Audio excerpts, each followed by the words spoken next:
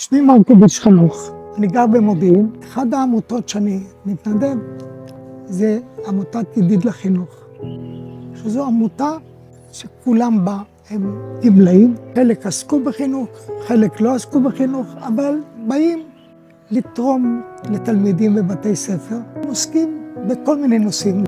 אני בקבוצה קטנה, אני יכול להסביר לו 8 פעמים.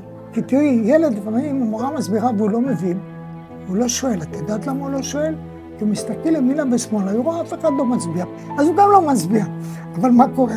הוא לא יודע את החומר. מה שיהיה מתנדבים יותר בידיד לחינוך, נתינה היא דו-כיוונית. ברגע שאתם מתנדבים, אתם תורמים ומקבלים חזרה את הנער. כשאתם רואים כמה שהילד נעזר בכם והתקדם, והודות לכם הוא הגיע לאן שהגיע, והלב שלי מלא, ואני מאושר. זה כאילו זכיתי בפיס.